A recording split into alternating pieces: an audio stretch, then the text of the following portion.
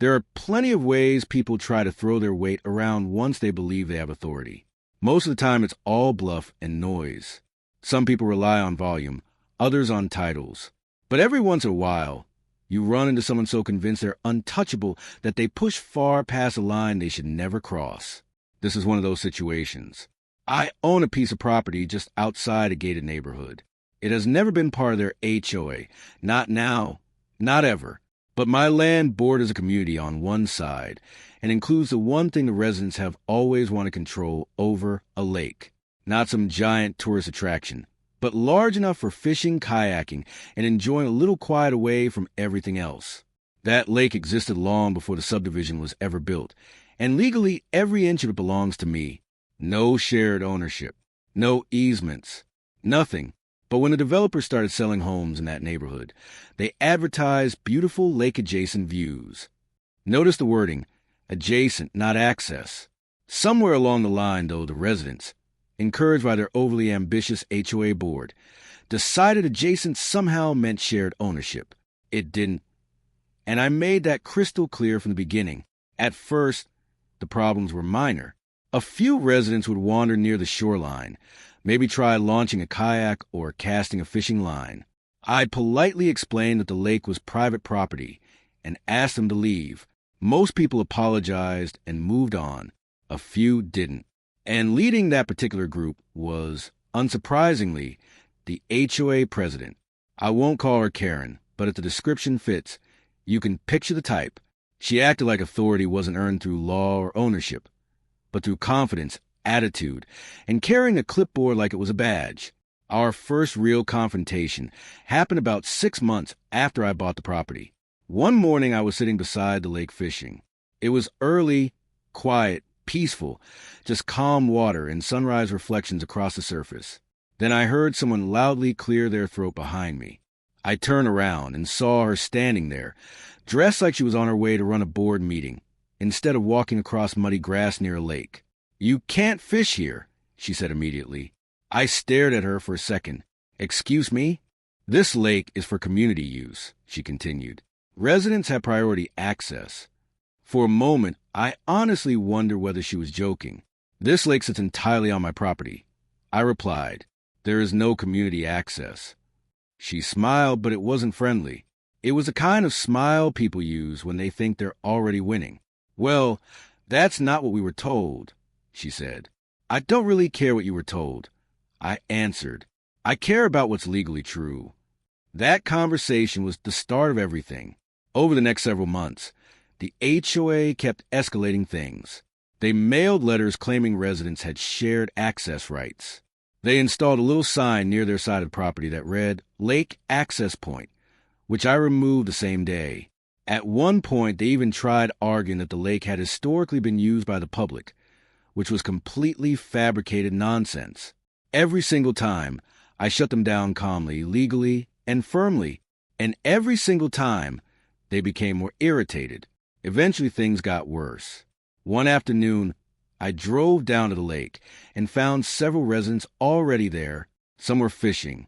Others had coolers and folding chairs set up like they were spending the day at a public park. Kids were running near the shoreline. Nobody had permission to be there. I walked over and told them they needed to leave immediately. Most of them looked uncomfortable and slowly started packing their things. But one guy folded his arms and stayed put. "The HOA says we're allowed to use this lake," he said. "The HOA is wrong," I replied. He still didn't move. So I pulled out my phone and calmly said, "Then I'll call the sheriff." That finally did it. They packed up and left. But it was obvious the situation wasn't over, because about a week later, everything escalated in a way I genuinely didn't expect. It was a warm Saturday afternoon, perfect weather outside. I was sitting on the small dock I'd built near the shoreline, fishing again, when I suddenly heard engines approaching in the distance. That wasn't unusual by itself. There was a service road not too far from property, and vehicles passed through from time to time. But then the engine shut off completely. A second later, car doors slammed. Then I heard footsteps, more than one person, moving directly toward the lake. I turned around and saw two men heading straight for the dock. They were dressed to resemble police officers. Dark uniforms, badges clipped to their chests, utility belts around their waists. One of them raised his voice as they approached. "Sir, step away from the water." I looked at them carefully, but stayed where I was. "Can I help you?" I asked. They kept walking toward me with that rehearsed posture people use when they want to project authority. Straight backs, serious expressions, confident stride. "We received a complaint," one of them said. "You're trespassing and illegally fishing on community property." There it was. I almost laughed out loud. "Is that right?" I asked calmly. "Yes, sir," he replied immediately. "We're going to need you to put the fishing rod down and come with us." Now here's the thing. I've dealt with real law enforcement before, plenty of times, and something about these two immediately felt wrong. The uniforms were close, but not exact. The badges looked generic, like something bought online in bulk. And more importantly, their behavior was off. Real officers usually start by asking questions, gathering information, figuring out what's going on. These guys skipped all of that and jumped straight to trying to detain me. "Which department are you with?" I asked. For just a second, they hesitated and exchanged a quick glance. "County enforcement," the second one answered.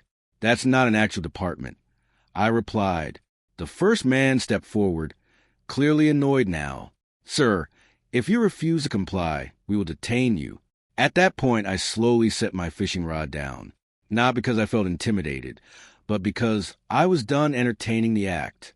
"Before we go any further," I said, reaching into my pocket, "I think you should take a look at something." I pulled out my wallet, opened it, and held it where they could clearly read the identification inside. The reaction was immediate. First confusion, then recognition, then absolute panic, because the badge I showed them was very real. State Attorney General. The confidence drained out of both of them so fast, it was almost painful to watch. "Let's start over," I said calmly. "Who sent you?" Neither answered. The second guy swallowed hard before finally speaking. "We were hired." "By who?" I asked. Another nervous glance passed between them. Then one of them muttered the answer I already expected. "The HOA." I nodded slowly. "And you thought pretending to be law enforcement officers and attempting to detain someone was a good idea?" Neither of them had anything to say to that, because there was a single explanation that could possibly make it sound reasonable. I pulled my phone out of my pocket. "Now I'm calling the actual sheriff's department," I said. That was the moment they started panicking. "Sir, we didn't mean—" "Save it," I interrupted. About 20 minutes later, real deputies arrived at the property, and this time there was no confusion about who had actual authority. The two impersonators were detained immediately.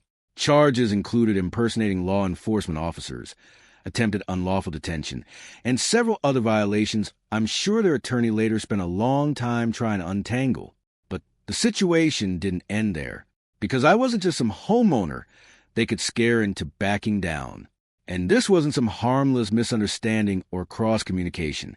This was intentional, planned, deliberate, and extremely illegal. Once the investigation started, it didn't take long for everything to lead directly back to the HOA president. She had hired a private security company, falsely claimed I was trespassing on community property, and instructed them to remove me from my own land. She never expected me to question their authority, and she definitely never expected me to be who I was. When investigators questioned her, her entire story collapsed almost immediately. There was no legal claim to the lake, no shared ownership, no authority whatsoever to enforce access restrictions against me, and absolutely no justification for sending fake cops onto private property. The charges against her ended up being substantial: conspiracy, fraud, aiding impersonation of law enforcement, and more. The HOA itself wasn't spared either. Lawsuits followed.